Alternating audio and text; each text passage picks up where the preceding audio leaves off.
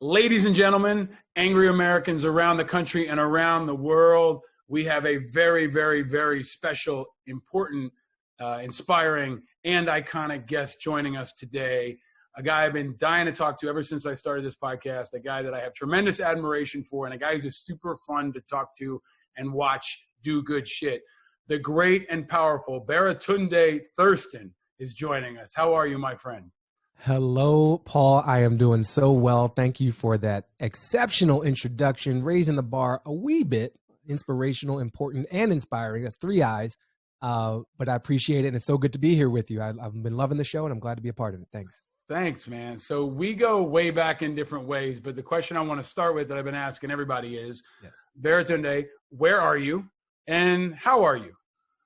Paul, I am in my home in the Highland Park neighborhood of Los Angeles, California. I'm in a room, basically like a shed connected to the garage. And I have a view of the trees and the squirrels, who I like to keep an eye out for because they really try to raid the fruit supply back there. And I'm working on that. I am doing okay. I'm I'm healthy. I have a smidgen of optimism and my soul left in me, despite attempts by circumstances, national leadership, the nation to extract all those good things from my body and my heart. And I'm on an up and down with, the COVID, but I'm healthy. The people closest to me are also healthy. And I'm fortunate enough to have a stable, relatively stable physical and emotional space to inhabit as we are asked to stay safe at home. I think you're the first person I've talked to in Los Angeles since the pandemic hit. You're a guy who has a really good feel for the conversation happening around you and the communities around you. You've got a really, I think, exceptional feel for culture and for conversation and for energy. What do you feel like it's like in LA right now? Like LA has been hit harder now than some of the earlier cities like Seattle and New York. What do you think it's like in LA right now? So I think there's a bit of gratitude in LA that we didn't get hit as hard as New York. I mean, New York set such a high bar for pain and suffering and drama. And we've not been New Orleans. We've not been some of these meatpacking centers in the nation with the denial. So we've got above average leadership in the county and the city and in the state. And I feel fortunate to happen to coincide with good leadership, and to vote for them when I can. But I'm new here. I just moved from New York last year. So I have some still loyalty to New York City, but what I feel and what I've sensed is partially gratitude that things aren't much worse. Nervousness, however, at what's to come. My fiance has been leading an effort, Elizabeth, on getting PPE out to health workers. And there are people doing this in cities all across the country through many efforts. This one's called Last Mile PPE. And so watching her do that, I'm proud and I'm irritated. I'm so proud that she stepped up and all these other inexperienced but capable and dedicated volunteers have stepped up. And I'm pissed. I'm angry, to the name of the show, and I'm irritated that anybody has to do that. And so that tension of gratitude and anger, I think, is also permeating LA and the county, because we don't have the huge death numbers. There's an impatience with the stay at home because this is an area where people go outside a lot. They drive their cars. There are mountains and hiking trails and beaches for the joy of going out. And then this is a highly unequal county and city in terms of income and housing affordability. So there's nervousness about, how am I going to pay rent? How am I going to get my rent covered by my tenants? I really need to go back to work. It's not just that I want to and screw everybody's health. It's like how my survival is much more economically tied up than with the COVID thing for a lot of people. And because it's so beautiful and sunny in Southern California, it doesn't feel threatening. We don't live in shadow, we live in sunlight, and it's a very discordant image to have it be like 80s and 90s. And it's just so quiet. And you hear the occasional helicopter. We don't have the siren noises so much. It's a little on edge. Yeah. I mean, LA's kind of been good at social distancing before it was needed. I mean, especially when you go from New York to LA, you feel like everybody's kind of in their own little bubble, where they're in their car and then they go to their gym and then they go to their hike. But I felt like LA is kind of like pre-designed to do social distancing well, with the exception of like paparazzi and, you know, clubs or whatever. But that struggle is unique. Right. And because like you're in LA to be outside, like you are, and the beach is calling, right? Like it's out there calling. There's a social level, right? So New York, you know, I was just there. I lived in a 600 square foot apartment with another person who I love very much, but I could not imagine going through this. Yeah. There. I mean, I would have done it. We would have made it. Many millions of people are figuring it out, but I just feel luxuriously grateful that we got a little more space because we're renting a house, and that makes a difference. But what's tough as well, like, yes, LA is more isolated and like atomized, but people hang, like people visit each other at each other's homes. You have dinner parties and lawn parties and barbecues and street fairs, and there's farmers markets and there's bars and restaurants. And every city in this country depends on bars and restaurants. And it's such a weird absence to not have to not be able to physically gather. It's grating on me. Like, I'm a very social person, and Zoom is, you know, bless them, right? It's like, it's better than nothing. Yeah. But it leaves a lot to be desired. And so that it's the sharing space with other humans doesn't seem stereotypically Los Angeles, but it is just in a different way from New York, and we're missing it as much, I think. Well, we're going to try to have a connection today. I'm sorry we can't have a drink in person, but the first question I always ask of everyone, and I've been very excited because I know your answer, but I want you to share with the audience. Baratunde, Thurston, what is your adult beverage or drink of choice, and why? My adult beverage of choice is the old fashioned. And there are several reasons why. The shortest version is I have a personal history with whiskey. It was the first cocktail I truly learned how to make. Really? And it's a very flexible drinking platform. So let me like get into all that. So I started drinking late in life. I didn't drink in college. I wasn't anti. I just thought, I'm social and fun enough. I was a little nervous what would happen if I started drinking booze. So it was much later. And it was actually when I worked for The Onion, 2007, I started working there, just got into New York. And we had these internal office events called Whiskey Friday. And our head of design, a guy named Rick, he kept a bottle of Jameson in his desk, and he would bust it out on Fridays, and we would stop by his office because he had the most space and the best design space. He was a designer, and he'd share his whiskey. So that became more of a thing. We started bringing our own bottles. We started inviting friends. I branded it. I like literally bought a domain name for whiskeyfriday.com. I hashtagged it because that's what I did at the time. And I got brands to come in. I brought Macallan in. I brought Johnny Walker in. And so it became this thing, and it sort of whet my appetite for that drink. And so as I grew and learned, it's like, well, what can you do with this? And the old fashioned, one of the first cocktails, so simple: whiskey, rye, bitters, a sugar cube or some kind of sweetener, and a peel of orange. Now, there's a lot of schools about how you make an old fashioned, what kind of whiskey, what kind of fruit. There are some heretical monsters in this world who put crushed ice in the whiskey with like a chunk of orange and a cherry for some reason. And those people should lose their license, you know, to make beverages or to consume them. They're just irresponsible citizens, and I don't abide that. So I'm from the school of simplicity, and I've started to learn. So I love this drink because I think it lets me express myself. I started with sugar. The very first old fashioned I made, I did it on Snapchat, actually, in Fort Greene in New York. And I was like, I went to the local bodega, I bought a bag of that Domino's sugar, and I had some random bourbon. And now I make my own syrup when I'm feeling into it. Wow. You know? But I think the last reason I called it like a platform, like an open platform. Yeah. I learned later in my drinking career, you don't have to use rye or bourbon or even whiskey. An old fashioned originally was like any liquor and bitters and sweetener, and that's it. And so a mezcal old fashioned is my favorite version of the old fashioned. And I hit it with an orange slice. I hit it with some maple syrup. That's my sweetener of choice when I'm not feeling all like artisanal and making things. because I don't know about you, but I'm very tired of making my own food now. Yes.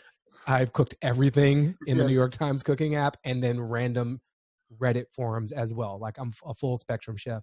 But I like the ability to make this drink from many ingredients, and sort of symbolically, it feels like the best of America. It feels like the best of humanity to have some principles, right? Okay, there's liquor, there's bitters, there's orange, there's sweetener. But then how you execute against those principles, like how you operationalize the values, is totally up to you. And that's almost like a federal system of drinking. And so I think the old fashioned is like the most small D democratic cocktail that there is. And it's a people powered drink, and it's up to each of us to kind of find our way while adhering to the core principles that unite us as drinkers. Amazing. I have to toast to that. I asked you if you would bring one. I made a really crappy one. I didn't think of syrup, and I just threw a bunch of shit in a glass. And but I'm trying to make a Manhattan. It does no an old fashioned rather. Yeah. It does no justice to yours. But do you have a toast? You have a there's a lot of tundes that you have evolved. We'll talk about that I think in a minute or two. But do you have a toast to Tunde or? I have had this history of like hashtagging my own name, and Tunde is a great suffix for words. There's a whiskey Tunde. Yes. We can have a drink of Tunde. And sure, let's do a toast to Tunde. And I would propose a toast because I know, in fact, you're in this spirit. I want to toast to we versus me. We over me. I think we're in this beautiful, challenging moment where a test is being applied to all of us. Like, are we looking out just for ourselves as individuals, or are we looking out for ourselves as a collective? And I'm on team us. I'm on team collective. I'm on team we. And so a toast to we. To we. There you go. Salud. Salud and Salancha and Santé. Thank you, my friend. So we were trying to track down how we met, and we met long ago in a political galaxy far, far away. But we met, I think, initially because, we had a connection in the music industry. This is how I think it was. And then that connection, my ex-girlfriend and your ex-wife played in the same venue. And they were both fantastically talented. Yeah. And then we knew some friends in common. You went to Harvard, and you were there when I had some friends that were there. We had other friends in Brooklyn in the broader community. You also grew up in D.C. Yeah, and went to Sidwell, the famous, infamous Sidwell Friends. Famous for being the school where I went to. Absolutely. Right. Among others. And so when you were back in D.C., the other question I want to ask you that I ask of all our guests, Baratunde, is Baratunde Thurston, what was your first car? Oh, Paul, that's the way you set up the question creates a very simple answer. Nothing. I did not have a car in D.C. Wow. I was born and raised in the nation's capital, this place of taxation without representation, this serf-like environment that we tolerate in our so-called democratic republic. And my mother made very clear to me, of modest means we were, that I would drive a car when I could buy a car. And so that created what we call an upper bound on my prospects as a teenager. And, I went to the Sidwell Friends School, which had a lot of kids who did have cars even before they could drive them. They were just like ready. They had cars in waiting. Yeah, and they were probably driven also. Yeah, and what I had was subway pass and bus tokens, and then eventually a bus pass. And I wielded those like a Mustang. I was like really, really good with the DC Metro, but I didn't even learn how to drive, Paul, until after I graduated high school, after I graduated college. So I got my driver's license when I was 21 or 22 years old in Boston. I learned to drive in Boston, which makes me the world's most aggressive, take no shit driver. Because Boston people don't give a damn about you. Right. And so that was my training wheels were in the mean streets of Boston. Wow. And so there, I grew up with my mom's cars as a passenger. She had a 280Z, Datsun 280Z sports car, which I vaguely remember. She had a Datsun B210 station wagon that took us all over the East Coast, and that was the main car. And then she had an Isuzu Trooper. Wow. And did you ever actually own or buy a car? So here's where it goes. I did. I got my license the fall after I graduated college, and I bought a car from within the family. I bought a 1994 Burgundy Isuzu Trooper from my older sister Belinda for $1. Wow. And she handed over the title to me. We had it witnessed by a notary public. She was living she might have already been in Michigan at the time. And I drove that car from Michigan back to Boston, and I loved it. I called it my apocalypse mobile because this is the boxy Isuzu Trooper. There was no window tinting. Yeah. It was all utility, very little flair, and it rode high off the ground. You could pop it into 4-wheel drive pretty quickly, and it could handle things. And I just was like, I'm going to strap stuff to the roof. I'm going to put stuff on the side. Like if things go down. Yeah. And I grew up as a Boy Scout and a Black politically active person, the son of my mother. So I'm prepared for multiple types of things to go down. Right. From a hurricane to a revolution, a revolutionary hurricane. Right. So the Trooper was appropriately named and sized for my emergency preparedness purposes. I had that car for a few years until I moved to New York City.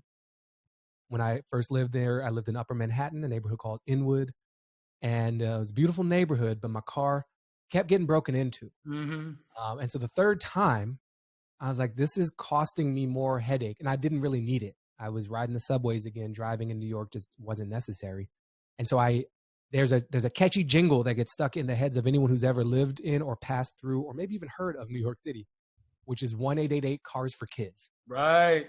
And so that 1-888 Cars for Kids. 1877. 1877. 1877 Cars. Thank you for the correction. The most painful song ever with these kids that you want to root for, but you also want to lock in a closet because it's so painful to listen to them sing that song, right?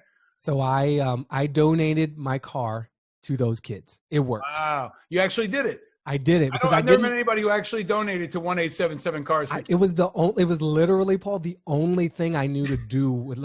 I have a car. How do I get rid of it? I love There's a song for that. There is. I love it. Needled into your head from 1010 Wins. I love it every day. I love it. So yeah, that was my first car. I think Isuzu Troopers were also, correct me if I'm wrong, maybe most notorious for flipping over. It was like the truck that would take a sharp turn and flip. I remember seeing videos or like Consumer Report warnings or something about them. So here's what's going to happen. I don't think that's true. Okay. I certainly don't want it to be true, but here's why I don't feel in my heart that it's true. I'm going to bypass the brain. I'm going to take some inspiration from national leadership. I don't feel like it's true. And the reason I don't feel like that's true is because my family was very loyal to the Isuzu Corporation.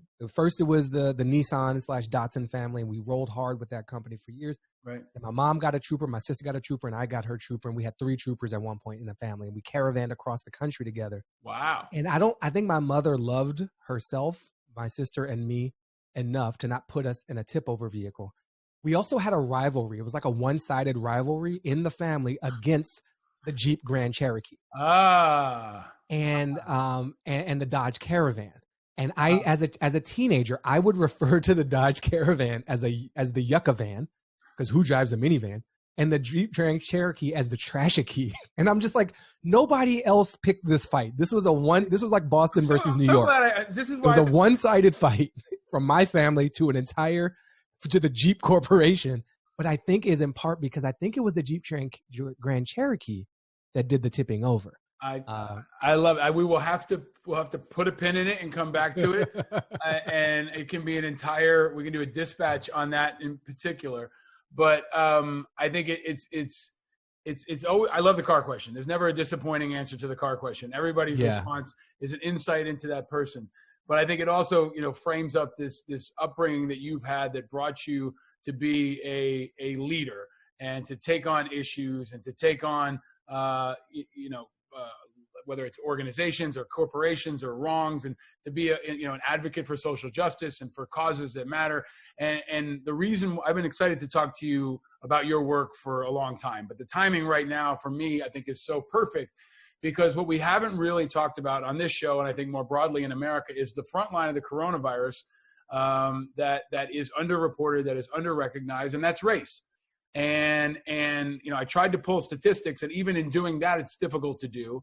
The statistics I was able to find was from American Public Media, and they said that only about 61% of the dead is race data available. And of that 61,000 of the almost 80,000, the number I saw was 16,000 dead were Black. So let's say a quarter, right? But the point is, disproportionately, people of color, Black people, are being impacted by the coronavirus, are being killed by the virus, are being hurt by the virus on the front lines of the virus. So I really, I'm always reluctant to ask anyone to be an expert on something so massive, but a lot of your work has been about race. You wrote a book called How to Be Black that was a bestseller. You give a fantastic TED Talk that's got over 2 million views. But can you break down from where you sit, Baratunde, how is the coronavirus impacting Black people in America right now? Yeah, thank you for the question. Thank you for the super respectful way in which you addressed it, actually. And I don't mind talking about it. I've said this to others. It's very hard for me to complain about being asked about race when I wrote a book called How to Be Black, right? That's just wrong. I got to expect it. Right. And coronavirus is devastating to Black America for a number of reasons. I think there are sort of precedent reasons why any challenge hurts certain communities more, whether it's a public health challenge or a financial crisis. Like any crisis almost inevitably hurts Black people more because we're disproportionately poor in this country, and because we have the pre-existing condition of Blackness, which is often leads to more negative outcomes, even for the same sort of starting line, even people of the same wealth and zip code and all the other conditions that would lead to like positive outcomes. Black people tend to do worse. So of course, an epidemic and then a pandemic has the high probability of hitting Black people harder because the system is designed to hit Black people harder. And so internally, we have issues in the Black community based on a lot of history and experience of less access and less trust to medical care. So that's like one piece of the puzzle is we have just lower doctors per 1,000 in our communities. We have weaker hospital systems. More of us rely on publicly funded hospitals and community health centers, which have far fewer resources. We have a history of mistrust with the medical community. And so inside the Black community, there were early conspiracy theories and rumors about this doesn't even affect us. And when you lay that up against the history of medicine being weaponized against Black people, experimentation being done on us on the one hand, or just the denial of our experience and our pain because we're deemed subhuman for such a long amount of time. It's not official policy anymore, but it is still official culture because that policy was set for such a long time that our nation has a muscle memory that like we're less than human. And so our complaints are taken less seriously when we do decide to seek out medical attention. We are assumed to have a higher threshold for pain because we're superhuman, yet also subhuman. It's the paradox of Blackness in this country that we are more than and less than human, but never just human. So that whole history is a part of why COVID-19, the coronavirus, has hit Black people harder. And then we're overexposed.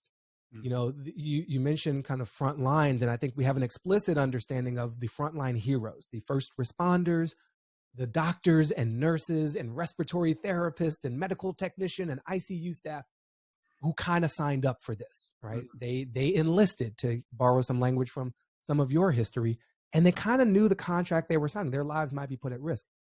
But a bus driver, a subway operator, a grocery store clerk, a service industry worker did not necessarily sign up for that. They signed up for a paycheck and probably not even the right to organize.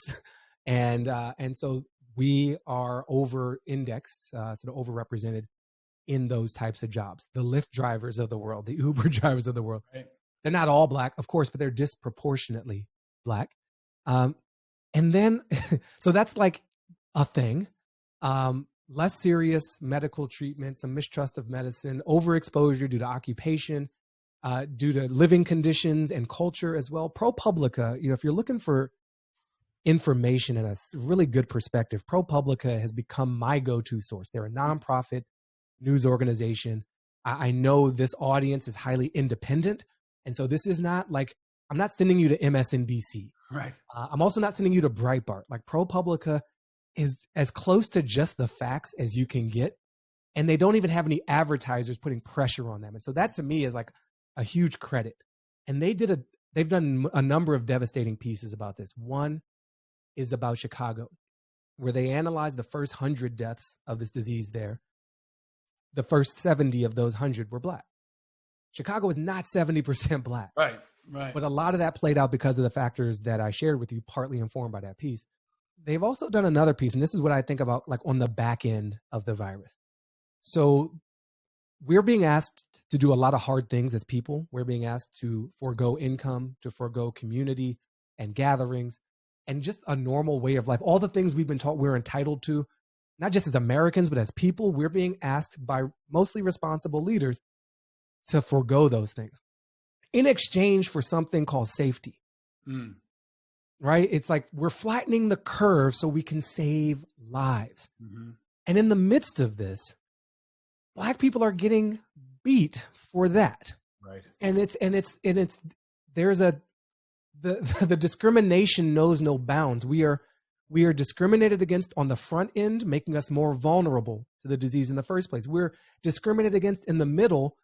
When we think we have it, we're taken less seriously. When we have it, we have poorer resources to address it.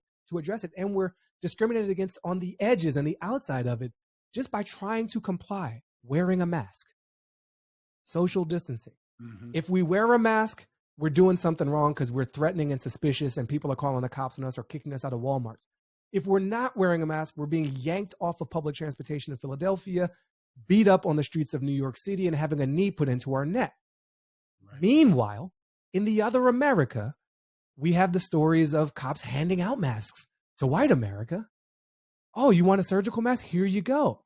And to layer on top of this, you have this Ahmaud Arbery situation, which is not directly COVID, right? This incident in Georgia happened. This brother was out jogging in a white neighborhood.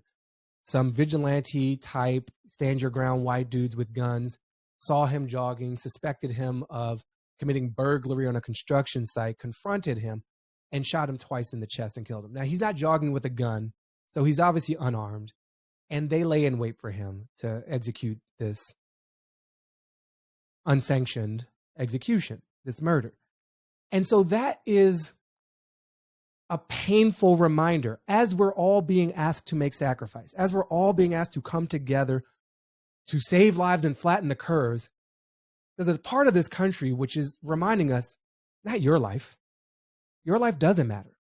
And instead, I'm going to attend a rally and I'm going to be very intimidating. I'm going to wave some "Don't Tread on Me" flags and kind of bastardize the military history to talk about freedom and to talk about pro-life and to scream all lives matter. Meanwhile, this disease is killing and removing certain types of lives more than other. And then that leads to the crazy thinking, but very logical conclusion.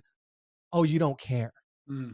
It actually is very convenient to agitate aggressively for reopening an economy, which is going to put more lives at stake because the numbers are in and it's not your life, it's mine. Right. Can I? Yeah, that's a bit of my take on the racial aspect of COVID-19. Thank you for that, Baratunde. Yeah, I want to pull a number of pieces of it apart. Yeah. And you've been, in my view, kind of a next generation thought leader. You're in multiple platforms. You're a master of technology. You're creating and producing your own content, but you're moving between many different platforms, many different mediums, many different worlds, right? And many different communities, but you're a leader. And I think, your book really, I think, was an important defining moment in establishing you as a leader. I mean, it was a bold book, right? How to Be Black, and it caught attention, and it was ridiculous, but it was fantastic. But I also think it was an important moment in establishing you as a leader, but also recognizing how few people were taking that issue and those issues head on, right? So we talk a lot about leadership in this show, right, Bryan? Yeah. And I want to ask you, who the hell is leading for Black people right now, or who should people look to, whether they're Black, white, whatever? Who are the voices of our time, right? Because I'm looking across the landscape. We've got a racist president. We've got many racist institutions. I can't think of a Black governor, right? I see all these, I'm sure there's a few of them, but you don't see, they're mostly white governors out there. You know, Van Jones can only be on CNN so much. I mean, who do you think are the most important voices right now on the many issues that you just laid out? Yeah. Patrisse Cullors is a leader. She's one of the founders of Black Lives Matter, and is a strong voice in the area of criminal justice reform, decarceration, which is, to remove the dubious title of number one for highest percentage of population behind bars that America owns. We're number one at a lot of things we shouldn't be number one at. So Patrisse is one of those voices. And I think Reverend William Barber out of North Carolina is one of those leaders. He started leading this movement called Moral Mondays. He speaks of the need for, I still remember his speech from the DNC in 2016, before the Great Fall. And he said, we need a revolution of moral values. And he's one of those folks who can just speak so clearly to a higher calling and a higher purpose that is like transpartisan. It's not, he's not arguing for electing Democrats. Right. He's arguing for living up to our potential as human beings. And it's really, really beautiful. Bryan Stevenson, another man, a Southerner in Alabama, runs the Equal Justice Initiative. I cited him heavily in the TED Talk that you mentioned. And they have these lynching memorials. He's written a book called Just Mercy. Michael B. Jordan played him really beautifully in the movie of the same name. And there are so many others. There are many mayors who are on it. Mayor Lightfoot in Chicago is trying to creatively use her platform to speak to the whole city and speak to the Black residents of her city and speak to the nation all at the same time. And I've never been a resident of Chicago, but I love the city. I've visited a lot, I've done a lot of business there, and I appreciate her attempts to lead in a moment where some of that leadership is lacking. What Kamala Harris has done in the Senate and the way she's trying to use her platform and lead and call attention to. What Bernie Sanders has done with his platform as a no longer presidential candidate. He's been, this is leadership. You use this term, and I think there's so many ways it shows up. Of course, there's ego in a person who wants to be president and thinks they're better than everybody else who also wants to be president. But there's a level of generosity and selfishness to use all the attention that you get because your name means something, because you have a bunch of followers on all these platforms, and then hand the microphone over. So Bernie Sanders has been running these town halls where he puts other people on stage, even though he's definitely not going to be the Democratic. It's not even about that anymore, about him being the president or being the nominee from the Democratic Party.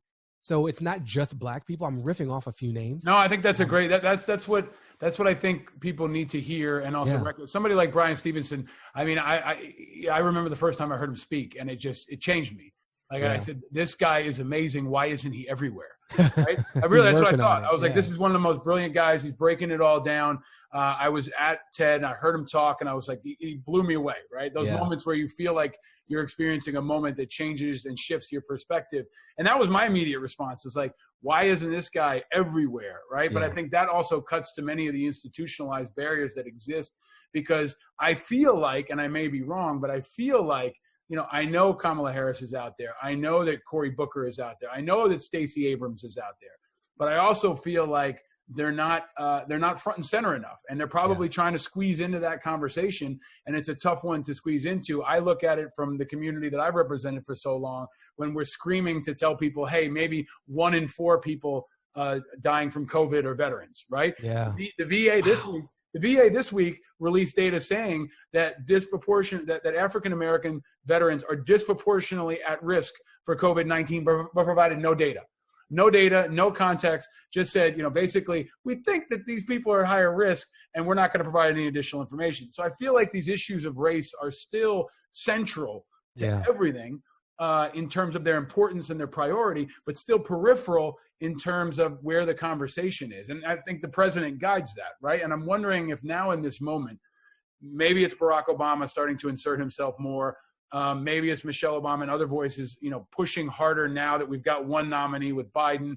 I hope that Biden can expand that argument. But I feel like there is a very important moment in the next couple of months to have almost a reckoning on race, right? And I don't know if that's going to happen or not. But it brings me to the question that I think is seminal to this show, especially. Baratunde, what makes you angry? Thank you for the question, Paul. I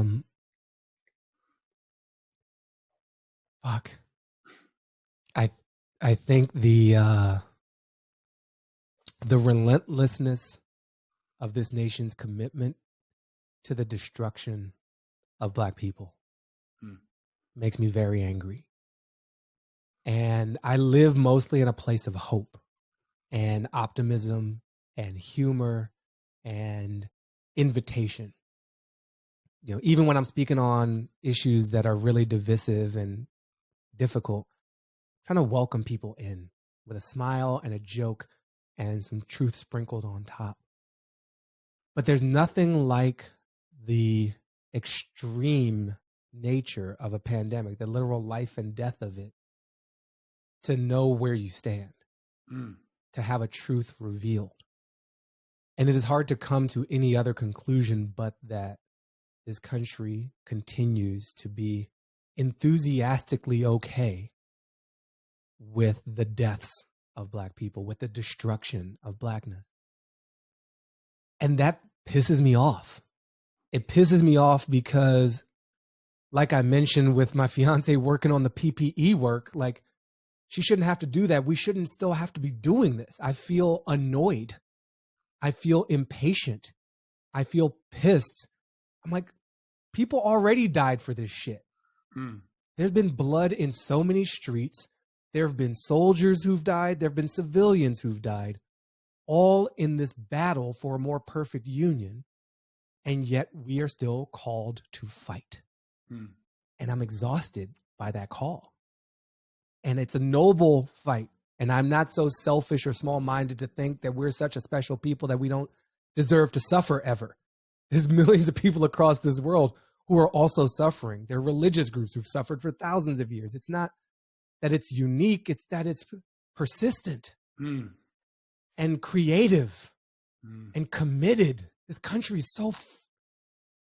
If America put as much creativity, improvisation, and commitment into healing itself, into welcoming people as it did into destroying Black people, we could be the great nation that we've claimed to be for hundreds of years. We could do that. We have clearly the energy for it because we're expending that energy wildly in the direction of destruction. But if we could expend it in the direction of creation, that would give me a little more hope. But now it makes me angry.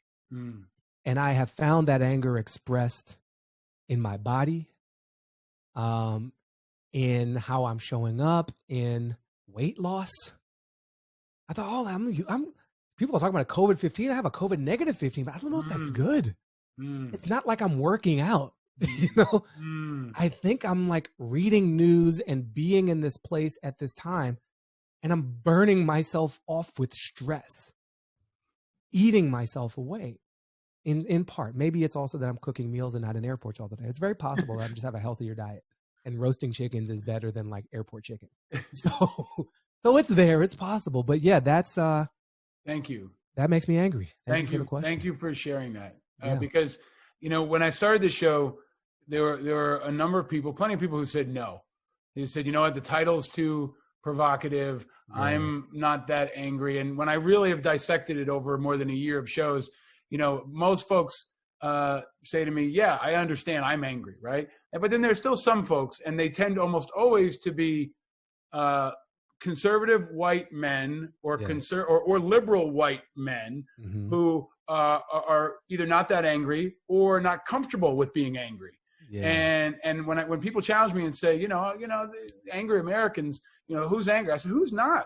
Like, if you're not angry, you're not paying attention. Have you talked to any black people? Have you talked to any women? Have you talked to anybody who's Muslim? I mean, there's plenty of reason to be angry. And I think it's a righteous anger, right? It's not just a burning, nasty, burn it down fire. It can be, a constructive energy that fueled the civil rights movement and that fuels activism, right? And you can turn that anger into something positive. But I think there has to be a real recognition in this country that many people are angry and have a right to be angry. And if they're not angry, something's probably wrong with them, because, it takes me to the other thing that I do want to go deeper on with you, which is Ahmaud Arbery, right? And Ahmaud Arbery happens. You described it very, very well. The video shows a young man hunted and murdered in basically his own neighborhood, right? And some are going to argue, he may have been trespassing. I tweeted this. I've been into empty houses. I've been arrested for criminal mischief and trespassing. I've been there. When I was younger, I did that and was arrested for it. And that was my experience. And that wasn't a fun experience. I mean, I've had times growing up when I was roughed up by the cops, and I'm a big, white, pretty privileged guy in comparison to what other people experience. But this dude was hunted in the street and murdered. And it's happening, as you laid out, I think, so beautifully in the context of this pandemic. But then also this week, a woman named Breonna Taylor was murdered in her own home. She was an EMT. I think she was 26 years old. The cops stormed her apartment and shot her 20 times. I mean, this is happening in the background now. And I really think it's the background. And some folks, I give Chris Cuomo and others credit for trying to elevate this and make sure that it doesn't get passed over or forgotten. But I think, the national leadership right now would like to be deaf to this, would like to have it go away. But this is a very real source of anger, but I think also a mirror for us. So I wanted to make sure I gave you an opportunity, because you have so much wisdom and perspective and connection to how people are feeling. I'm so grateful for how open you are about how you feel in this, because I felt that same way, but I'm not experiencing at all what you are. But there's an anxiety and a stress on all of us that's kind of eating us up in different ways. But when you look at Ahmaud Arbery, and you look at this moment, right? What does not just Ahmaud Arbery, but Ahmaud Arbery in this moment? What are your thoughts, Baratunde? Sadness.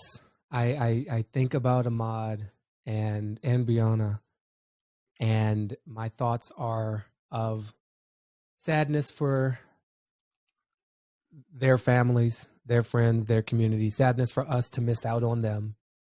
They're not just people who no longer exist. They are contributors who no longer contribute, whether that is creatively, whether that is culturally, whether that is economically, quantifiably or qualitatively. Their absence is our loss. And I think, look, we're in a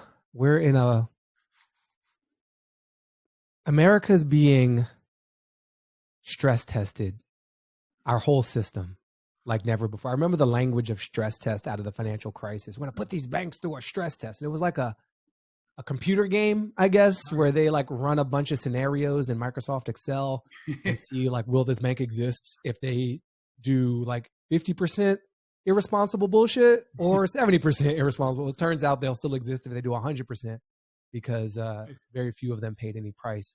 Right. We continue to pay that price as taxpayers. So I think, in the moral character that I have that's trying to teach America a lesson, that professor is like ratcheting it up. It's actually a coach. It's like Coach America. It's like, oh, you didn't get the lesson, huh? Okay. We're doing 50 burpees. Okay. No water for you. Okay. We're doing stadium stairs too, right? Like, what's it going to take, America, for you to see who you are? And as important, and it's not just, I'm not on like a shame kick. I don't want to feel bad about my own country. That's like feeling bad about my mother. Right. I don't want to be ashamed of my own family. It's not if you've ever been unproud of your father or your mother, even if it's clear, it's not a good feeling. You shrink your shoulders a bit, you hide it, you act out to cover it up in the schoolyard, and you pick on some other kid just because they've got a family you think is better than yours. So I don't want shame for America. I don't want this position. But I feel like we're being given a beautiful opportunity to see where we are, to see the consequences of our choices and our actions. For the crowd that says it doesn't matter who the president is, I humbly submit, go fuck yourself. It matters. It's life and death. And I don't like to curse at people I disagree with, but it's like I'm that angry. Your show's called Angry Americans. It's bringing this out of me. It does matter. Even while it also is true that most presidents persist in the same sort of gross class-based economic behavior. Yeah. That's an academic point. But practically speaking, there are people who are dead right now. They're dead, who would not be dead if we had a president who cared about any American other than himself. That's not even a race point. That's just like his ego is bigger than all of us combined. His interest is only in self. And there are people who are dead because of it. And they can't come back from that. So I'm thinking all that. And then I'm thinking about the opportunity that we have before us. The Great Depression led to the greatest expansion of compassion in the form of government policy that this nation has known. The Civil War is something we had to go through, apparently, to try to reconcile our heinous history of treating people as property. We're in it, man. Like, we're in a moment equivalent to that scale. Right. Where it's not a civil war exactly. It's not the same as the Depression, but like 26 million at least unemployed in 2 months. Yeah. That is a collapse of something. And the coach was trying to tell us earlier, showing us our options. And so now we got to hit these stadiums and do these burpees and get back in the damn game. And I guess the beauty of the system we have and of the democracy is like the game's always running. It's not game over yet. It sometimes feels like it. Yeah. But we're still in the game. If we're still in the game and we're in the final part of the game where we're fighting the big boss, and that's what the election is, right? He's the big boss at the end, right? Where we got to use all our tricks and to win the game or advance to the next level or unlock. I'm talking trick plays. I'm talking laterals. And that's where I'm at, right? Like that's what I think needs to happen. And it's bigger than party. It's bigger than everything. It's bigger than the virus, because if he gets reelected, it's the most existential threat to our democracy that we've ever seen. His reelection is a co-signing on a death warrant. It is. I agree with that. But I want to ask you, because this has been you've been so candid and so and exactly what I hoped you would bring to this conversation in a format where we can really talk. But we're going to beat the boss. I think the odds are now that we'll beat the bad boss unless something changes. But then Biden becomes president. Yeah. So can you reflect on maybe what your thoughts are on it, maybe what your hopes are, right? And I hate to say, I've too often been asked to be the ambassador from Planet Veteran, right? I'm always reluctant to ask you to be the ambassador from Planet Black, right? Right. But for you, and as a thought leader on these issues, what do you hope for? And what do you, and also not just hope for, but what do you want? And what do you expect? And maybe what do you demand from a Biden presidency? Yeah. That will take us forward after we defeat that bad boss. Yes. Thank you, Paul. This is the opposite emotion of what I shared earlier. It's really a powerful question to ask people what they want and to like paint a picture. So here's the picture I want to see. I want to see a President Biden that fills the void left by the current president. There is so much power in being president of the United States, in every action you take, in what you have on the bookshelf behind you, in the reporters you call on, in your press gaggle, in where you choose to visit in the country and outside of the country, and who you deign to give speeches to. And what I want President Biden to do, biggest of all, is be our president. All of us. Mm. We have a president of grievance right now. We have a president of self. Even those who identify as Republicans and conservatives, he's not their president either. Mm. He's the president of his own self-interest, and he is willing to throw everyone under the bus for that. I'm so excited to have a president again. I don't even have one. Most of us don't have one, unless your last name is Trump and you have a bunch of properties in the same name. He's not looking out for you. So I want Biden to look out for all of us. I want him to speak to all of us. I want him to remind us of all the beautiful things we have in common. I want him to remind us that we all love our children, even those who don't have children. I want him to remind us that we can be pro-life and believe all lives matter if we actually do. And that extends to the undocumented meat processing plant worker as well as to the unborn fetus. Like, he can unify that language in the same way. And I don't even identify with that identity of life, but I think there's a rhetorical way to include sanctity in life and remind people, okay, if you're going to say all lives matter, it's got to be all lives. And that we all want a future that's better than our present and our past. Like, we can share that. And we can share the beautiful things that this country is capable of. We have done so much dope shit, Paul. We have, it's so trite. Like, we've gone to the moon and we've defeated the Nazis and fascism.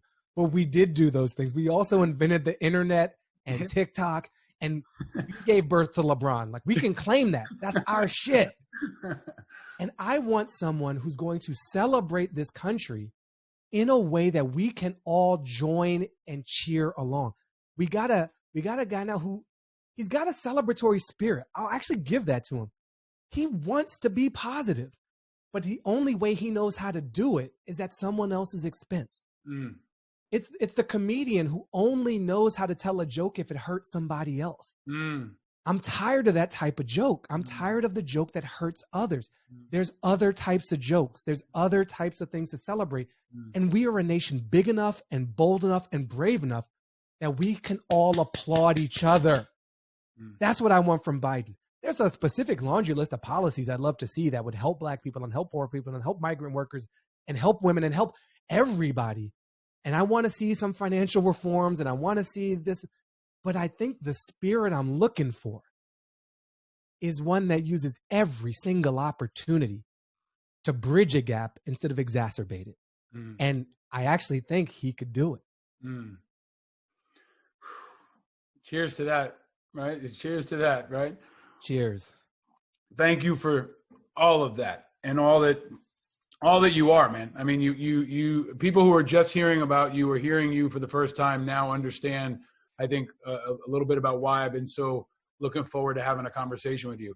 But you do this beautiful thing, Baratunde, in all of your work, which is understand pain, but still provide inspiration, which I know as an activist and as a social entrepreneur is hard. It's not something we talk about in the open a lot, but to feel pain personally and other people's pain, to absorb that pain, is a unique, almost superpower. And then to be able to endure that pain and still be positive, to still provide humor, to still provide inspiration, I think is one of the most powerful parts about you and your work. So I want to ask you the other question we ask of all of our guests that are shaping the past, the present, and the future of America. Baratunde Thurston, what makes you happy? That's a long list of things that make me happy. But I think the word connection is emerging right now. When I feel connected. And there's like many layers to what that means. So it means, first, sort of internally, there are times when I'm not really connected to myself.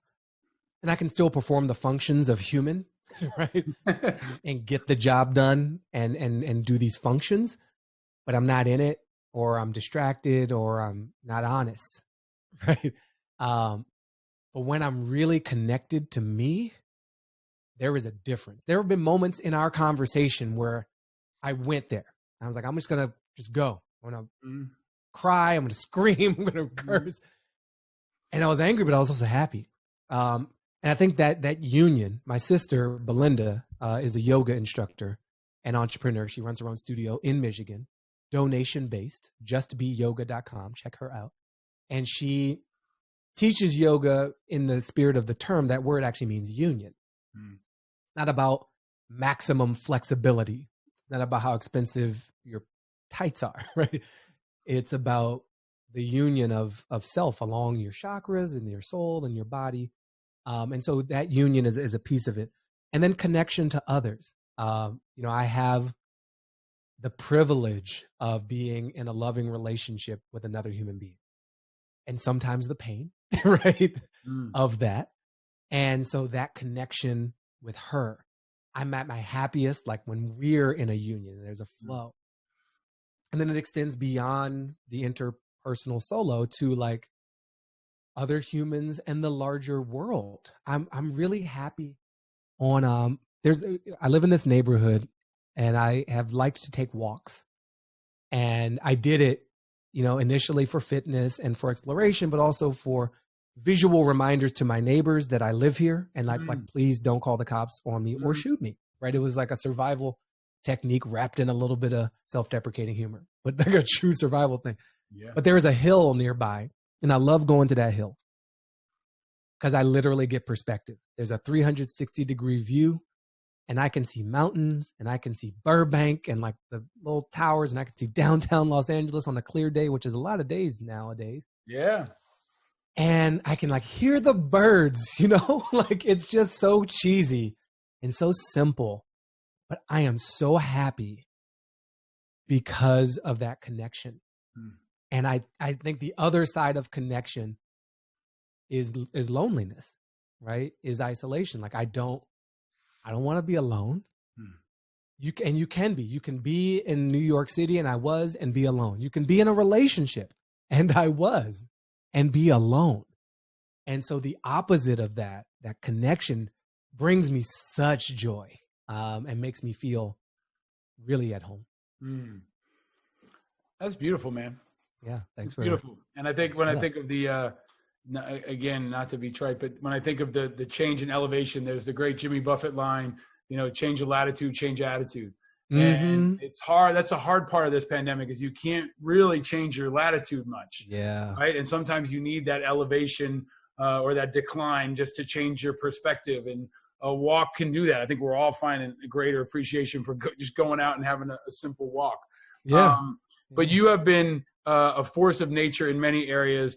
You're doing some cool stuff that I want to give you a chance to quickly talk about, the kind of forward edge of media.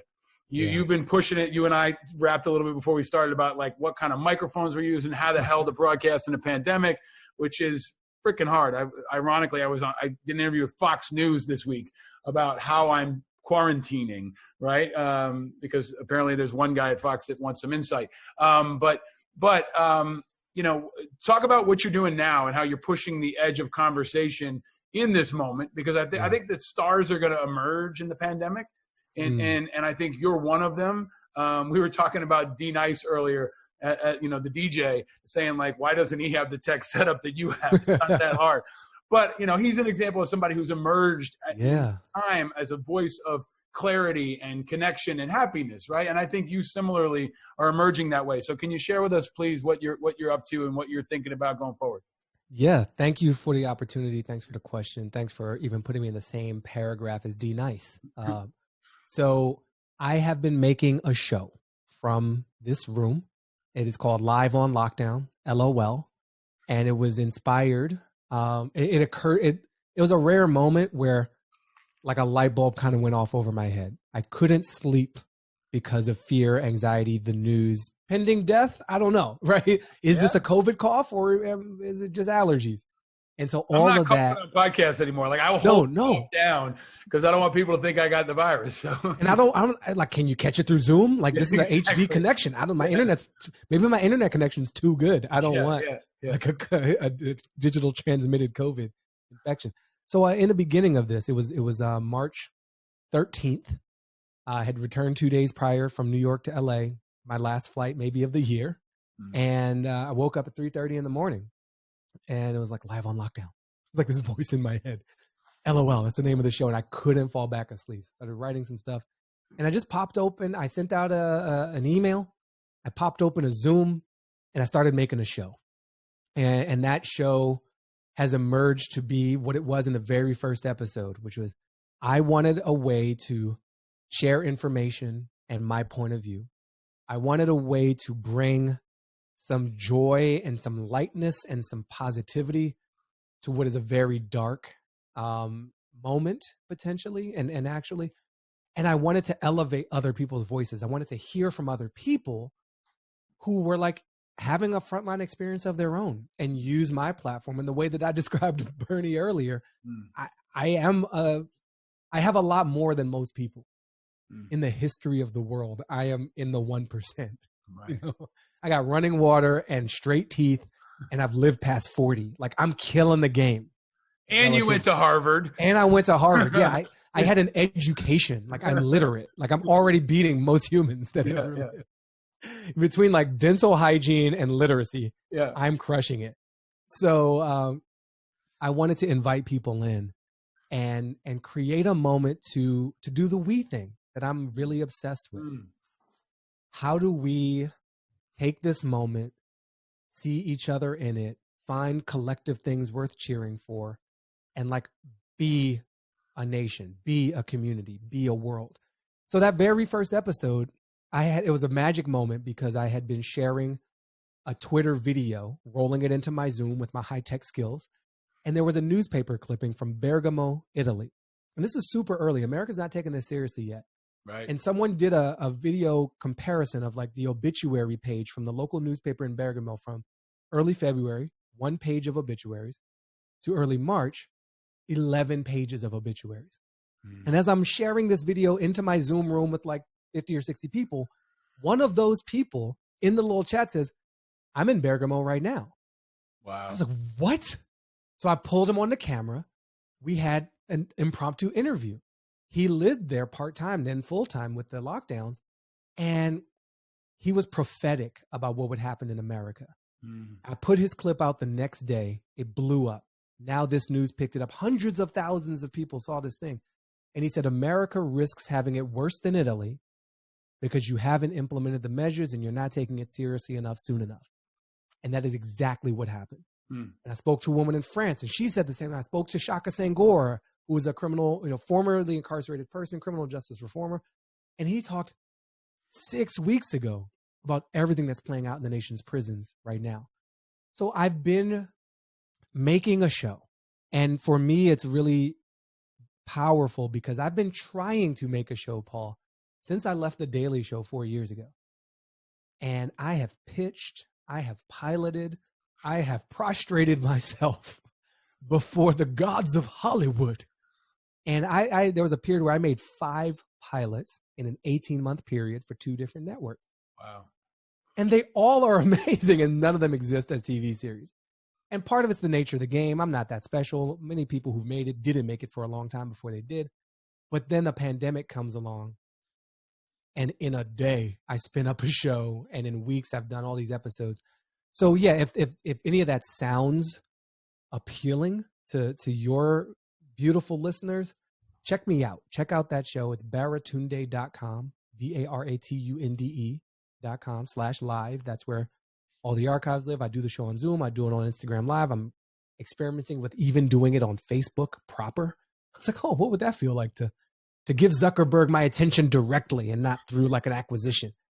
And I did it. It feels a little dirty, but you get. It was weird. But you get a lot more old people. So. And I saw friends I hadn't seen. I'm like, oh, that's where you went. You live in Facebook. It's like we can't go to different restaurants. We can like go to different digital platforms. Yeah, I was like hanging out in Club Facebook. It's true. Like, yo, I haven't seen John in like 10 years. This is where you go. Yeah. It was like going to Twilo in the 2000s, dropping in with Sasha and Digweed. It was a very different time, and all of these enclaves represent different times. Yeah. But you're a man of the moment, and I think that's what what I know, having worked in and around media, is that a lot of people who have shows suck. And a lot of people, and a lot of people who don't have shows are so much better. Yeah. And, you know, I think I have some talents that also scare the shit out of people. They don't know if I'm going to say fuck every third word, or who I'm going to attack, or who I'm going to piss off. And you know, I'm a bald guy named Rykoff with a show called Angry Americans. So I'm just scaring the shit out of a lot of people. But I think what you're doing is so important and innovative. And when I said it earlier, you know, I think you are a next generation thought leader. You're moving and listening and shifting and innovating. And I talk a lot about improvise, adapt, and overcome, and how that is essential, especially in combat. And I view this as a time of war, unlike anything we've ever seen before. But I think you're emerging, and you have emerged in the past as a voice of light in the face of heat. And I am grateful for that. And and it brings me to well, hold on. Before you do that, let me share one more thing with you. And because you painted me as like this media digital innovator, and I got to live up to that. Yeah. So here's what I'll share as well. Yes. Always appreciate people who still have finances to support financially. And I have a Patreon. It's patreon.com/Baratunde. As little as $5 a month will help pay for this microphone and these headphones and this internet connection, which is dope. I have the dopest internet in LA, and dope enough to transmit COVID-19. That maybe it's that good. So if you're down, if you have those kind of resources, but then most interesting to me, and you use that word like innovate, I've been giving out my phone number, and I don't know if you're on this kick yet, but I have a phone number. You can just text me. Literally anybody, just text me. It's not my personal phone. It doesn't blow up doesn't drain my battery, but it's a service that reaches my phone. And I picked a DC area code because that's my home originally, 202-894-8844. And what that's allowed, and it goes back to the Live on Lockdown show. I like that connection. You know, we spoke about what makes me happy. And I like answering questions about as much as I like asking them and like hearing from the people. And so I've got people all over the country through this number who I'm in communication with, who they can ask me questions and I ask them. And they help make the show because I'm sourcing information and insight and photos and song playlist information. So if that sounds intriguing to anyone listening, shoot me a text. I can't respond to everything all the time, but I see everything. And I do what you can regionally target. So like I've sent local information, whether it's about elections or how to help out in these COVID times. Yeah. Because I'm always reading and learning, and I have a network of activists around me, including people like you, Paul.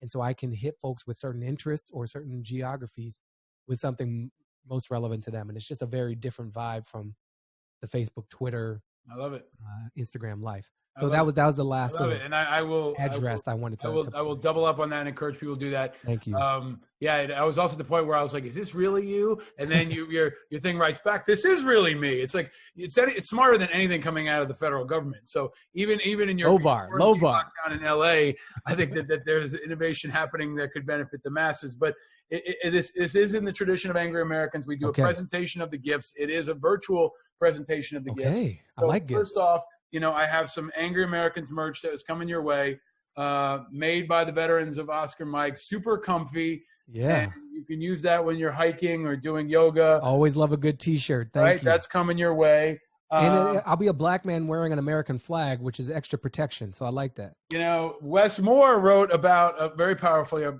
guest of the show, friend of the show, one of my good friends. I know him. Not well. He wrote about how he's thoughtful now, you know, about what he wears when he goes running. Yeah. And he said he often wears his army stuff. Yeah. He wears stuff that identifies him as a veteran because he thinks he's less likely to be shot. I feel that so much. So maybe my shirt will help you avoid being shot. I've got a Go Ruck backpack, which is made by There you go. I got the U.S. flag patch on there. I also keep a Canadian one as backup. On that theme, the sponsor of this great show is our friends at Bravo Sierra. Okay. They make incredible wellness products. That deodorant? This is deodorant that's dope.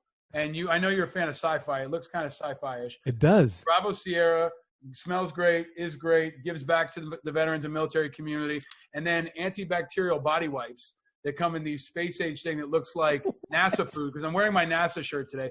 I see that. It kind of looks like space ice cream. Yeah. But we'll get a bunch of those coming your way. Bravo Sierra is one of the lifebloods of the show. We've also put that in my go bag. Thank you. We've also got a Patreon community that I hope folks will join. Yeah. And The final question of the show. Okay. Tradition on this show, I'm showing you 3 kinds of peeps. Peeps. Everybody's answered this question. Yellow, pink, or blue. Baratunde, Thurston, which color would you choose and Yellow. why? Yellow, sunshine, brighter days are ahead. And when we can see the light at the end of the tunnel, we are less afraid of the dark. So bring on the yellow. That's a beautiful answer. And I have a final gift for you, which you will also, I think, find beautiful for many reasons. It is some Uncle Nearest premium whiskey. It is the 1856 variety. It's the 100 proof.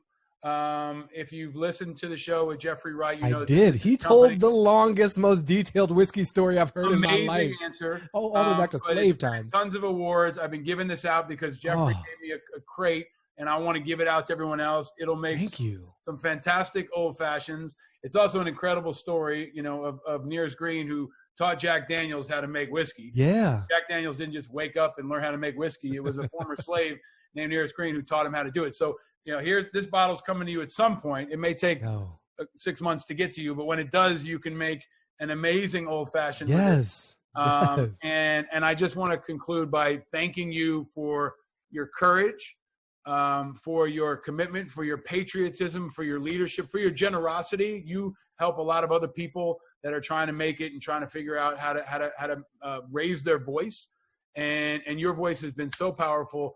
Your TED Talk is incredibly inspiring. I hope folks will listen to that. They will buy your book, How to Be Black. They will go to Baratunde.com. They will get on your text chain, and they will be a part of what you're doing and what you're building.